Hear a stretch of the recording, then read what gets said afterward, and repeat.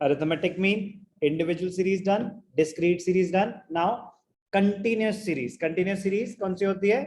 Grouped frequency distribution. The value of a variable is grouped in various class intervals like 10 to 20, 20 to 30 with their respective frequencies. The process of calculation of arithmetic average in a continuous series is the same as in case of a discrete series. कह रहे फॉर्मूले सारे same है, but discrete series में d क्या होता था? x minus ए. d dash क्या होता था? x माइनस ए अपॉन सी. अब यहाँ पे x वहां पे तो सिंगल वेरिएबल होता था, उसकी फ्रीक्वेंसी होती थी. यहाँ पे तो पूरा क्लास इंटरवल है, कोई सिंगल वेरिएबल थोड़ी ना है. तो ऐसा कौन सा सिंगल वेरिएबल होता है जो पूरी क्लास को रिप्रेजेंट कर सके? Mid point. क्लास इंटरवल का मिड पॉइंट. तो बस एक स्टेप ऐड हो जाएगा कि जो क्लास इंटरवल है पहले आप उसका मिड पॉइंट निकालेंगे, तो वो जो x होता था यहाँ पे वो m हो जाएगा, m. फिर वहां पे जब हम f d के लिए d होता था x माइनस ए, यहाँ पे d हो जाएगा m माइनस ए. तो एक स्टेप ऐड हो गया. क्लास इंटरवल से पहले आप मिड पॉइंट निकालेंगे, mid point will be representing the class. फिर जो भी कैलकुलेशन होगी मिड पॉइंट के बेसिस पे होती है continuous series. In a continuous series, the midpoints of the various class intervals are used to replace the class interval. तो class interval को कौन replace कर देगा? उनके midpoints. Once it is done, then there is no difference between a continuous series and a discrete series. कह रहा है फिर फॉर्मूला सेम है. तो midpoints आपको पता ही है कैसे निकालेंगे? Lower limit plus upper limit divided by 2. Question करके दिखाऊंगा मैं सीधा directly. Application of the formula. Direct method में यहाँ पे फॉर्मूला क्या है? Sigma F M upon sigma F. तो चलो मैं एक बार आपको फॉर्मूला लिख के दिखाता हूं. समराइज करते हैं, ध्यान से देखना. स्टैट्स में ये स्टेप बहुत जरूरी होता है कि आप फॉर्मूले लिख लिख के रिवाइज करें. तो 3 टाइप की सीरीज हैं: इंडिविजुअल सीरीज, डिस्क्रीट सीरीज और कंटिन्यूअस सीरीज. 3 मेथड्स हैं. पहला डायरेक्ट मेथड, दूसरा shortcut method also known as assume mean method, और तीसरा step deviation method. Individual series में direct method sigma x upon n. Discrete series में direct method sigma fx upon n. n की जगह sigma f. Continuous series में sigma f m upon n और sigma f. तो advisable क्या होता है डिस्क्रीट और कंटिन्यूअस में? Sigma f will represent the number of observations. Shortcut method में individual series a plus sigma d upon n. a plus sigma d upon n. यहाँ पे क्या हो जाता है? a plus sigma F D upon n. ठीक, sigma F. d क्या होता है? d is x minus A. यहां पे भी d is equal to x minus A.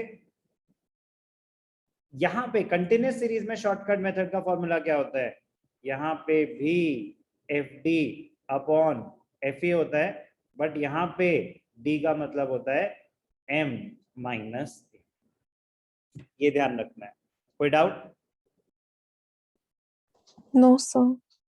Step deviation A plus sigma D dash upon N, D dash is equal to x minus A upon सी।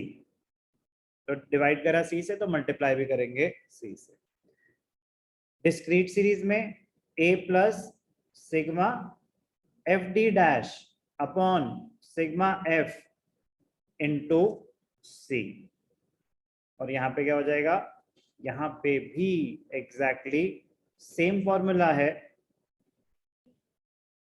बस यहाँ पे D dash क्या था, यहाँ पे था x माइनस ए अपॉन सी, यहाँ पे डी डैश क्या हो जाएगा, m minus A upon C. Point वहां पे जो वैल्यूज थी x, यहाँ पे mid point will represent the entire class interval. एक क्वेश्चन करके दिखाऊंगा आपको तीनों मेथड से, तो एप्लीकेशन भी आपको समझ आ जाएगी। डायरेक्ट मेथड से भी करूंगा, शॉर्टकट मेथड से भी करूंगा, और स्टेप डिविएशन से भी करूंगा। ध्यान से देखिए, क्वेश्चन करते हैं। क्या गिवन है, मार्क्स। तो मार्क्स हो गए आपकी class interval 0 to 5, 5 to 10, 10 to 15, 15 to 20, 20 to 25। क्या गिवन है, number of students. Number of students क्या हो गई आपकी, फ्रीक्वेंसी। तो 0 to 5, 2, 8, 6, 10 and 4 number of students. अब सबसे पहले क्लास इंटरवल है, तो आप क्या निकालेंगे, मिड पॉइंट्स। तो 0 to 5, 2.5, 5 to 10, 7.5, 12.5, 17.5, 22.5।